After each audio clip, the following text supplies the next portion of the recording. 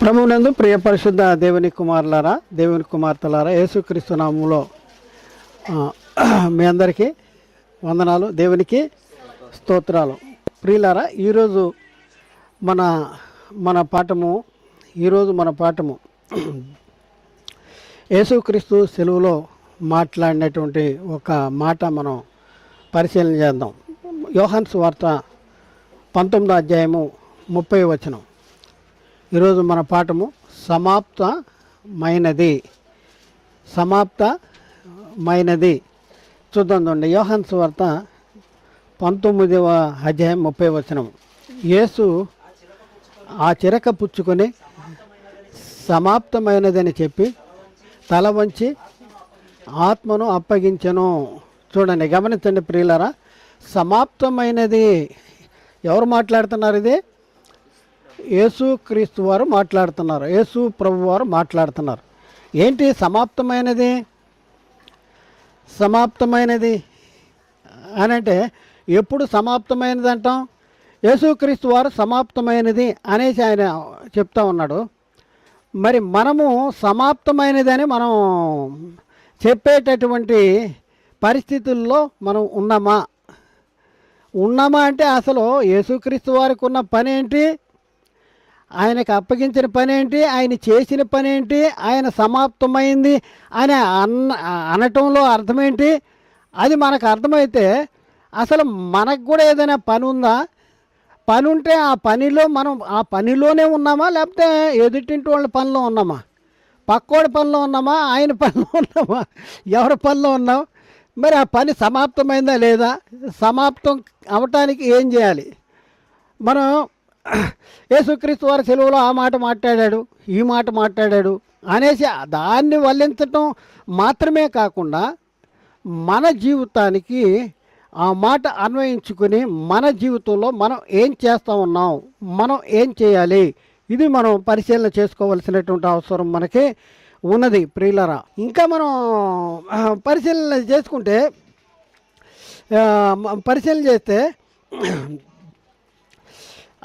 ఇప్పుడున్న పరిస్థితుల్లో మరి ఇక్కడంట ఆయన యొక్క విశ్రాంతిలోకి మనం వెళ్ళాలి. మన పని ఏంటి? మనం నిత్యజీవం పొందాలి. నిత్యజీవం పొందాలంటే మనకి విశ్రాంతి ఎక్కడుంది? ఇక్కడే విశ్రాంతి ఉందా, అక్కడ విశ్రాంతి ఉందా? ఇక్కడ ఏం చేయాలి? ఇక్కడ పని చేసి అక్కడ విశ్రాంతిలో ప్రవేశించాలి. దేవుడు ఏం చేశాడు? 6 దినాలు పని చేశాడు, 7వ దినాన విశ్రమించాడు. యేసుక్రీస్తు కూడా ఇక్కడ పని చేశాడు. పని చేసిన తర్వాత ఆయన మహిమా ప్రభావములు కిరీటము ధరించిన వానిగా ఆయన్ని మనం చూస్తున్నాము అనేసి హెబ్రీ పత్రికలో రాయబడింది. కాబట్టి ఇక్కడ మనం చూస్తే హెబ్రీ పత్రిక 4వ అధ్యాయం 4వ వచనంలో అక్కడ మనం చూస్తే హెబ్రీ 4:4లో మరియు దేవుడు 7వ దినమున తన కార్యములన్నింటినీ ముగించి విశ్రమించెను అని 7వ దినమును గురించి మరొక చోట చెప్పి ఉన్నాడు. అలాగే 10-11 వచనాలు, 4వ అధ్యాయం 10-11 వచనాలు హెబ్రీ గ్రంథం. ఎందుకనగా దేవుడు తన కార్యములను ముగించి విశ్రమించిన ప్రకారము ఆయన యొక్క విశ్రాంతిలో ప్రవేశించువాడు కూడా తన కార్యములను ముగించవలెను. తన కార్యాలను ఇప్పుడు మన దగ్గరికి వచ్చేసింది, మన దగ్గరికి వచ్చింది. ఇప్పుడు వరకు యేసుక్రీస్తు ఎందుకు బలైపోయాడు అనేసి వీళ్ళందరూ ఎక్కడంటే ఆయన గురించి ఆలోచిస్తున్నారు. కానీ అసలు మన కార్యాలను మనం ముగించుకోవాలి అనేసి ఎప్పుడైనా ఆలోచిస్తున్నామా? ఒకసారి ఆలోచన చేయండి. కాబట్టి ఇక్కడ ఏమన్నాడు? ఆయన యొక్క విశ్రాంతిలో ప్రవేశించిన వాడు కూడా తన కార్యములను ముగించి విశ్రమించవలెను. కాబట్టి అవిధేయత వలన వారు పడిపోయినట్లు మనలో ఎవడు పడిపోకుండా ఆ విశ్రాంతిలో ప్రవేశించుటకు జాగ్రత్త కలిగి ఉందాము. ఆ విశ్రాంతిలో ప్రవేశించాలంటే నువ్వేం చేయాలి? నీకు కూడా పని అప్పగించబడింది. మనకు కూడా పని అప్పగించబడింది. అంటే అప్పగించబడింది. చూద్దాం చూడండి, పని అప్పగించబడింది. మనం ఎందుకున్నాము, మన పని ఏంటి అనేసి ఒకసారి మనం చూస్తే ప్రియులారా, ఎఫ్సీ పత్రిక 2వ అధ్యాయం 10వ వచనంలో అక్కడ మనం చూస్తే మనకు అప్పగించబడిన పని ఏంటి అంటే ముందుగా సిద్ధపరచబడిన సత్క్రియలు చేయుటకై ముందుగా ఎబ్రీపత్రిక 2:10 మరియు వాటి యందు మనము నడుచుకున్న వలనని ముందుగా సిద్ధపరిచిన సత్క్రియలు చేయుటకై మనము క్రీస్తు యేసునందు సృష్టించబడిన వారమై ఆయన చేసిన పని ఉన్నాము. ముందుగా సిద్ధపరచబడిన సత్క్రియలు చేయాలి. ముందుగా సిద్ధపరచబడిన సత్క్రియలు మనం చేయాలి. అయితే ఇప్పుడు మనం విశ్రాంతిలో ప్రవేశించాలంటే పని చేస్తే విశ్రాంతిలో ప్రవేశిస్తామా, పని చేయకుండా కూర్చుంటే ప్రవేశిస్తామా? ఒకసారి పని చేయాలి. ఏం పని చేస్తున్నాం ఒకసారి ఆలోచించండి. ఏం పని చేస్తున్నాం మనం ఏం పని చేస్తున్నామంటే ఏం పని చేస్తున్నామో మనకే తెలవకుండా చేశాడు సాతానుగాడు. మనం ఎక్కడికి వెళ్ళాలి, మనం ఎక్కడ వారము ఏంటి, ఇవన్నీ మనకి తెలియనటువంటి పరిస్థితి. అయితే బైబిల్ గ్రంథం ఏం చెప్తుందంటే పరిశుద్ధ పరచువానికిని పరిశుద్ధ పరచబడువానికిని అందరికీ ఒకటే మూలం. ఆయన శ్రమల ద్వారా మహిమకు పొందాడు. నువ్వు కూడా శ్రమల ద్వారానే మహిమకు అర్హుడుగా ఉంటావు. శ్రమల ద్వారా మహిమ పొందాలి. హెబ్రీ పత్రికలో 2:11 హెబ్రీ పత్రిక 2:11 పరిశుద్ధ పరచువానికిని పరిశుద్ధ పరచబడువానికిని ఒకటే మూలము అనేసి అక్కడ రాయబడి ఉంది. కాబట్టి ప్రియులారా, మరి ఇప్పుడున్న పరిస్థితుల్లో మనకి ఇవ్వబడిన పని ఏంటి? యేసుక్రీస్తు అంటాడు సమాప్తమైంది అంటాడు. మరి ఇప్పుడు మనకి ఇవ్వబడిన పని ఏంటి? ఏమైనా పని ఇచ్చాడా మనకి? అంటే ముందుగా సిద్ధపరచబడిన సత్క్రియలు చేయాలి. అసలు దేవుడు మనల్ని ఎందుకు కావాలని కోరుకున్నాడు? ఎందుకు కావాలని? తన కృపామహిమకు కీర్తి తెచ్చేవాళ్ళుగా మనం జీవించాలి. కృపామహిమ కీర్తి తేవాలి అంటే మనం ఎలా జీవించాలి? ఒకసారి మనం పరిశీలన చేసుకోవాల్సినటువంటి అవసరం మనకి ఉంది. అపోస్తలుడైన పౌలు చెప్తున్నాడు. ఒకసారి ఏం చెప్తున్నాడు ఒకసారి మనం ఆలోచిద్దాం. అపోస్తలుడైన పౌలు కొలస్సీ పత్రిక ముగిస్తాను నేను. కొలస్సీ పత్రిక 1:24 అక్కడ ఏం చెప్తున్నాడంటే యేసుక్రీస్తు ఇలా చనిపోయాడు, అలా చనిపోయాడు, ఇలా బాధపడ్డాడు, అలా బాధపడ్డాడు అనేసి అవి మాత్రమే జ్ఞాపకం చేసుకోవాలని చెప్తున్నాడా, లేకపోతే ఏం చెప్తున్నాడు ఒకసారి మనం ఆలోచిద్దాం ప్రియులరా. 1 క్రీస్తు ఇప్పుడు మీ కొరకు నేను అనుభవించుతున్న శ్రమలయందు సంతోషించుతూ సంఘము ఆయన శరీరము కొరకు క్రీస్తు పడిన పాటలలో కొదువైన వాటి యందు నా వంతు నా శరీరమందు సంపూర్ణము చేస్తున్నాను. క్రీస్తు పడిన పాటలలో కొదువైనవి ఉన్నాయా అంటే ఉన్నాయి. ఆయన ఏం చేశాడు? దేవుడు పంపించాడు. యేసుక్రీస్తు సిలువలో బలైపోయాడు. బలి అయిపోవడం ద్వారా క్రీస్తు మన పాపాల నిమిత్తం అప్పగించబడ్డాడు. మనల్ని నీతిమంతులుగా తీర్చడానికి ఆయన తిరిగి లేచాడు. అంటే లోకంలోనికి ఏం తీసుకొచ్చాడంటే నీతిని తీసుకొచ్చాడు.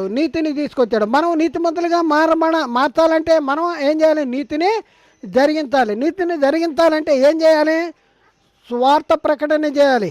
ఏం చేయాలంటే సర్వలోకానికి వెళ్ళండి, సర్వ సృష్టికి స్వార్థ ప్రకటన చేయండి అంటే మార్కు స్వార్థ 16:15 మార్కు 16:15 మీరు సర్వలోకానికి వెళ్ళండి, సర్వ సృష్టికి స్వార్థ ప్రకటన చేయండి అని చెప్పినటువంటి పరిస్థితి మనం చూస్తున్నాం. సర్వలోకానికి వెళ్ళాలి, సర్వ సృష్టికి స్వార్థ ప్రకటన చేయవలసినటువంటి బాధ్యత ఉంది. మనం ఎలా నడుచుకోవాలి అంటే ఆయన ఎలా నడుచుకున్నాడో మనం కూడా అలాగే నడుచుకోవాలి. ఎఫ్సీ పత్రికలో 5:2 అక్కడ మనం చూసుకుంటే ఎఫ్సీ పత్రిక 5:2 క్రీస్తు మిమ్మల్ని ప్రేమించి పరిమళ వాసనగా ఉండుటకు మన కొరకు తను తాను దేవునికి అర్పణగాను బలిగాను అప్పగించుకున్నాం. అలాగే మీరు ప్రేమ కలిగి నడుచుకోండి. 1 యోహాను 3:16 కూడా 1 యోహాను 3:16 కూడా అక్కడ మనం పరిశీలన చేస్తే ఆయన మన నిమిత్తము తన ప్రాణము పెట్టను గనక దీనివలన ప్రేమ ఎట్టిదో తెలుసుకుని చున్నాము. మనము కూడా సహోదరుల నిమిత్తము మన ప్రాణములను పెట్టబద్దులమై ఉన్నాము. మనము ప్రాణాలని పెట్టబద్దులమై ఉన్నాము. అంటే సువార్తను ప్రకటించాలి. సువార్త ప్రకటించవలసిన బాధ్యత ఎవరి మీద మోపబడి ఉంది? మన మీద మోపబడింది. పౌలు అంటాడు, అయ్యో నేను సువార్త ప్రకటించవలసినట్టు భారము నా మీద మోపబడి ఉన్నది, అయ్యో నేను సువార్త ప్రకటించకపోతే నాకు శ్రమ అంటున్నాడు. కాబట్టి ఇప్పుడు మనకున్న పని, మనకు అప్పగించిన పని ఏంటో మనం గుర్తించాలి. గుర్తించిన తర్వాత అప్పుడు అప్పుడు అప్పుడు మనము పౌలు ఏమంటున్నాడు ఒకసారి చూద్దామండి. 2 తిమోతి పత్రిక 4:6-8 వచనాల్లో అపుస్తలుడైన పౌలు చెప్తున్నాడు ఏమంటే, నేను పానార్పణముగా పోయబడుతున్నాను, నేను వెడలిపోవు కాలము సమీపమై ఉన్నది, మంచి పోరాటము పోరాడి తిని, నా పరుగు కడముట్టించి తిని, విశ్వాసమును కాపాడుకుంటుని, ఇక మీదట నా కొరకు నీతి కిరీటము ఉంచబడి ఉన్నది, నా పరుగు కడముట్టించి తిని, విశ్వాసాన్ని కాపాడుకుంటుని, ఇక మీదట నా కొరకు నీతి కిరీటము ఉంచబడి ఉన్నది అనేసి మనం చెప్పగలుగుతున్నామా? ఒకసారి ఆలోచన చేయండి. యేసుక్రీస్తు అయితే తన ఎదుట ఉన్నటువంటి అవమానాన్ని, తన ఎదుట ఉన్న ఆనందం కోసం అవమానాన్ని నిర్లక్ష్యం పెట్టాడు. యేసుక్రీస్తు శరీరం ముందు శ్రమ పడ్డాడు కనుక మనము కూడా అట్టి మనస్సును ఆయుధముగా ధరించుకోవాలి. యేసుక్రీస్తు యొక్క శరీరం ఒక్కసారి అర్పగించబడటం వల్ల మరి మనల్ని పరిశుద్ధులుగా చేశాడు. కాబట్టి ఇప్పుడున్న పరిస్థితుల్లో మనం ఏం చేయాలి? పౌలు తిమోతికి రాసిన పత్రికలో 4:5 చెప్తున్నాడు, అయితే నీవు అన్ని విషయంలోనూ మితముగా ఉండుము, శ్రమపడుము, సువార్త పని చేయుము, నీ పరిచర్యను సంపూర్ణముగా జరిగించము. నీ పరిచర్య ఏం చేయాలి? సంపూర్ణంగా జరిగించాలి అనేది చెప్తున్నాడు. కాబట్టి ఇప్పుడున్న పరిస్థితుల్లో 1 కొరింథీ 11:1 పౌలు చెప్తున్నాడు, నేను క్రీస్తుని పోలి నడుచుకొనుతున్న ప్రకారము మీరు నన్ను పోలి నడుచుకోండి అంటాడు. కాబట్టి ఇప్పుడున్న పరిస్థితుల్లో ప్రియులారా మరి ఆలోచించండి. యేసుక్రీస్తుకున్న పని ఏంటి? దేవుడు ఎప్పుడు అప్పగించాడు? మరి యేసుక్రీస్తు ఈ లోకానికి వచ్చి పనిని గుర్తు చేసుకున్నాడా? గుర్తు చేసుకుంటే ఆయన ఏం చేశాడు? స్వార్థ ప్రకటన చేశాడా? మరి మన కోసం తాను బలిగా అర్పణగా అర్పించుకున్నాడు. అపవాది క్రియలు లయపరిచాడా? మరి ఏం చేశాడు? యేసుక్రీస్తు శిలువలో సమాప్తమైందంటే ఏం చేశాడు? ఆయన గురించి రాయబడిన సంగతులన్నీ కూడా ఆయన లేఖనాల్లో రాయబడిన సంగతులు, అంటే ప్రవక్తల ద్వారా రాయబడిన సంగతులు, ధర్మశాస్త్రంలో రాయబడిన సంగతులు, కీర్తన గ్రంథంలో రాయబడిన సంగతులన్నీ కూడా నెరవేరిని, నన్ను గురించి రాయబడిన సంగతులన్నీ నెరవేరిని అంటాడు. అందుకనే యేసుక్రీస్తు ఉంటాడు, సమాప్తమైనది అంటాడు. ఆయన అంటమైనా మనకి మరి మన గురించి మనం ఆలోచించుకోవద్దా? మరి మన పని ఏంటి? మన బాధ్యత ఏంటి? మనం ఏం చేయాలి? ఇది మనం నేర్చుకోవాల్సినటువంటి అవసరం ఉన్నది ప్రియులారా. మరి ఇప్పుడున్న పరిస్థితుల్లో సువార్త ప్రకటించవలసినటువంటి భారము మన మీద మోపుంది. ఈ పని చేస్తంలో మరి మనకి ఈ లోకంలో శ్రమలు, కష్టాలు, దుఃఖాలు, ఇరుకులు, ఇబ్బందులు, శోధనలు, బలహీనతలు, అపజయాలు ఎన్నైనా వస్తూ ఉంటాయి. యేసుక్రీస్తు నమ్ముకుంటే కష్టాలు పోతాయి అనేది సైతాన్ చెప్పే మాటలు. వీళ్ళు సాతాను శోధనలో పడిపోయినటువంటి వాళ్ళు చెప్పేది ఏంటంటే, యేసుని నమ్ముకోండి మీ బాధలు పోతాయి, యేసుని నమ్ముకోండి మీ కష్టాలు పోతాయి. కానీ యేసు చెప్పింది ఏంటి? లోకము నాకు దండలేలా, నన్ను నిందించింది, మిమ్మల్ని కూడా హింసిస్తుంది, నిందిస్తుంది, దూషిస్తుంది, మీరు శ్రమ పడినప్పుడు మీరు ధన్యులు అనేసి యేసుక్రీస్తు చెప్పాడు. కాబట్టి మనం ఈ లోకంలో శ్రమలైనా, కష్టాలైనా, ఇరుకులైనా, శోధనలైనా, బలహీనతలైనా కూడా మనలను ప్రేమించిన వారి ద్వారా అత్యధికమైన జయాన్ని పొందుకునేటటువంటి వారంగా ఉన్నాం.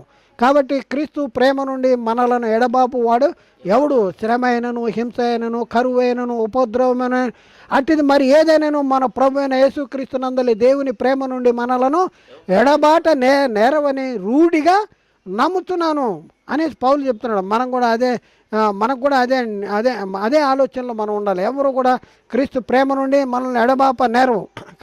కాబట్టి మనం ఏం చేయాలంటే, దేవుని ఎద్దుకు రండి, అప్పుడు వాడు మీ యొద్ద నుండి మీ విరోధి అయిన అపవాది ఎవరిని మింగుదనని వెతుకుతూ తిరుగుతున్నాడంట. దేవుని ఎద్దుకు రావాలి, అప్పుడు వాడు మీ యొద్ద నుండి పారిపోతాడు. కాబట్టి ప్రియులారా, బోధలో కల్తీ జరుగుతుంది. యేసుక్రీస్తు అది చేశాడు, ఇది చేశాడు, అది చేశాడు అంతవరకే ఆపేస్తున్నారు. బొమ్మ సగమే ఆగిపోతుంది. మరి మిగతా సగం మన గురించి చెప్పట్లేదు. మనం ఎలా జీవించాలో చెప్పట్లేదు. మనం ఎలా నడుచుకోవాలో చెప్పట్లేదు. మనం ఎలా చేయాలో చెప్పట్లేదు. బైబిల్లో చాలా స్పష్టంగా రాయబడింది. క్రీ సంగమును ఆయన శరీరము కోసము క్రీస్తు పడిన పాటలో కొదువైనవి ఉన్నాయంటే ఉన్నాయని పౌలు చెప్తున్నాడు. కొదువైన వాటిని నా వంతు నా శరీరం ముందు నేను సంపూర్ణము చేయుచున్నాను అని చెప్తున్నాడు. మరి మనం చేయొద్దా? చేస్తే ఏం చేయాలి? ఒకసారి మనం తీర్మానం చేసుకుందాం. ఏం చేస్తున్నాం? నేను ఇంతవరకు క్రీస్తు పడిన పాటలలో కొదువైన వాటిని నేను ఏం చేశానా లేదా? చేయకపోతే ఇప్పటి నుంచైనా సరే క్రీస్తు పడిన సంగమోని శరీరం కోసం క్రీస్తు పడిన పాటల్లో మన వంతు మన శరీరం ముందు మనం వహించుకొని పోవటానికి మనం తీర్మానం చేసుకుందాం. మరి అలాంటి తీర్మానం చేసుకుని ఆయనకి ఇష్టలుగా మనం జీవించాలి. యేసుక్రీస్తు దేవునికి ఎందుకు ఇష్టడంటే ఆయన మన కోసం తను బలిగా అర్పణగా అర్పించుకున్నాడు. ఇందు నిమిత్తమే నా తండ్రి నన్ను ప్రేమిస్తున్నాడు అనేసి యేసుక్రీస్తు చెప్తున్నాడు. మరి మనల్ని మన తండ్రి ప్రేమించాలంటే ఏం చేయాలంటే ఇప్పుడు మనము కూడా క్రీస్తు పడిన పాటల్లో సంగమన ఆయన శరీరం కోసం క్రీస్తు పడిన పాటల్లో మన వంతు మనం వహించుకొని పోవాలి. అంతేగాని ఆయన పడ్డాడు, శ్రమలు పడ్డాడు, హింస పడ్డాడు, ఆ సిలువలో పడిన ఆ సిచ్యువేషన్ని మనం గుర్తు చేసుకుని అక్కడికే ఆగిపోవటం వలన మనకేమీ ప్రయోజనం లేదు. కాబట్టి ప్రియులారా, మనం ఇప్పటికైనా సరే మనం దేవుని చిత్తమేదో సంపూర్ణంగా గ్రహించిన వారంగా ఉందాం. మరి ఆయన చిత్తాన్ని నెరవేరుస్తూ ఆయనకి ఇష్టలుగా మనం ఈ లోకంలో జీవించి పరిశుద్ధపరచువానికి ఒకటే మూలం గనక దేవుడు 6 దినాలు పనిచేసి 7వ దినము విశ్రమించాడు గనక మనం ఆయా విశ్రాంతిలో ప్రవేశించేవాడు కూడా తన కార్యములన్నీ ముగించుకొని విశ్రమించాలి. గనక మన కార్యాలు ఏమున్నాయో గుర్తు చేసుకుని వాటిని త్వరగా ముగించడానికి ప్రయత్నం చేద్దాం. పెళ్ళి పెట్టుకున్న తర్వాత దగ్గరికి వచ్చేటప్పటికి పనులన్నీ అయినాయా ఫోన్లు వస్తూ ఉంటాయి. పనులు అయిపోయినాయి బ్రదర్, పెళ్ళి పెట్టుకున్నారు, పనులు అయినాయా అంటాడు. మనకు కూడా ఉంది అక్కడికి. యేసుక్రీస్తు రెండోసారి రాబోతున్నాడు, లేకపోతే నేను వెళ్ళిపోబోతున్నా, ఏదో అది పని అనమాట. నేను ముందెళ్ళినా యేసుక్రీస్తు ఏది ముందొస్తే అది. కాబట్టి రైలు స్టేషన్లోకి ఆగే ముందు మనం ఊర్లో వెళ్తాం కదా. ఊర్లో వెళ్ళేటప్పుడు రైలు నెక్స్ట్ స్టేషన్లో దిగాలనుకోండి. స్టేషన్లో దిగాలంటే మనం ఏం చేస్తాం? ఆల్రెడీ సీట్ ఉంటే కాళ్ళు ఇలా జారదాపి స్టేషన్ వచ్చేదాకా అక్కడ కూర్చుంటావు రైల్లో. లేకపోతే పైన పెట్టిన మూటా ముల్లి అన్నీ తీసుకొచ్చి గేట్ దగ్గర పెట్టుకుంటావా? గేట్ దగ్గర జారేయాలి. ఎందుకంటే స్టేషన్లో ఎంతసేపు ఆగుద్ది? 2 నిమిషాలు, 3 నిమిషాలు, ఒక్కో దగ్గర 5 నిమిషాలు. నువ్వు ఆ సూట్ కేసు పెట్టి తాళం తీసేలోపే ట్రైన్ వెళ్ళిపోద్ది. కాబట్టి సర్దుకున్నావా లేదా? గుమ్మం దగ్గర పెట్టుకున్నావా లేదా నీ సామాను? ఆయన విశ్రాంతిలో ప్రవేశించేవాడు కూడా తన కార్యాలన్నీ ముగించుకోవాలి అని ఉంది. మనం ముగించామా లేదా? ఎలా ఉన్నాం? ఆ క్రీస్తుని గురించి మాత్రమే జ్ఞాపకం చేసుకుంటాం వల్ల నీకేమీ ప్రయోజనం లేదు. అది జ్ఞాపకం చేసుకుని మనం ఏం చేయాలి? నేను కూడా ఇలాంటి జీవితాన్ని జీవించి క్రీస్తుని పోలి నడుచుకుని దేవునికి ఇష్టలుగా ఉండి నిత్య జీవానికి వారసులుగా ఉండాలి అనేది మనం నిర్ణయించుకోవాలి. అలాంటి తలంపు మనం కలిగి ఉండాలి. కాబట్టి ప్రియులారా, ఆలోచించండి, అర్థం చేసుకోండి. ఇది ఎవరిని వ్యక్తిగతంగా కానీ సంఘపరంగా కానీ సంస్థ పరంగా కానీ ఎవరిని ఉద్దేశించి చెప్పింది మాత్రము కాదని మీరు గుర్తించాలి. సత్యాన్ని గ్రహించడానికి ప్రయత్నం చేయండి, సత్యానికి లోబట్టడానికి ప్రయత్నం చేయండి. మీరు చెప్పింది మేము నమ్మము అంటే ఓకే, మీరు నమ్మొద్దు. మిమ్మల్ని ఎవరు బలవంతం చేయట్లా. మేము సత్యము అంటే గ్రహించండి, ఆలోచించండి, అర్థం చేసుకోండి, లోబడండి. దేవుని ద్వారా దీవులను పొందండి. మరి ముఖ్యంగా మేము మాట్లాడే ప్రతి ప్రసంగం యూట్యూబ్లో అప్లోడ్ చేయబడుతుంది. అప్లోడ్ చేయబడిన ప్రసంగాలు మీరు క్రమంగా చూడాలంటే యూట్యూబ్లో మరి సెర్చ్లో యునైటెడ్ బైబిల్ అకాడమీ అని టైప్ చేసి సెర్చ్ బటన్ నొక్కితే మేము మాట్లాడిన ప్రసంగాలన్నీ మీరు చూడొచ్చు. మరి ముఖ్యంగా సబ్స్క్రైబ్ చేసుకుంటూ మీరు మర్చిపోవద్దు. అంతకంటే ముఖ్యంగా మేము చేసే ఈ పరిచర్య మిమ్మల్ని ఆకర్షింపజేస్తుందా? మరి ముఖ్యంగా ఈ పరిచర్య ద్వారా మీరు ఆధ్యాత్మిక జీవితంలో మరి ముందుకు కొనసాగుతున్నారా? అట్లయితే ఒకసారి ఆలోచించండి. మరి ఈ పరిచర్యలో మీరు కూడా పాలి భాగస్తులు కావాలని కోరుకుంటే మీరు ఈ పరిచర్య కోసం మీ అనుదిన ప్రార్థనలో జ్ఞాపకం చేసుకోండి. మీరు ఈ పరిచర్య కోసం మీ ప్రార్థనలో జ్ఞాపకం చేసుకోవడం ద్వారా ఈ పరిచర్యలో మీరు పాలి భాగస్తులు కావాలని మేము కోరుకుంటున్నాం. దేవుడు మాట్లాడిన ప్రతి మాట ప్రతి ఒక్క హృదయంలో నీరుగట్టి ఫలింప చేయనుగాక. ఆమెన్.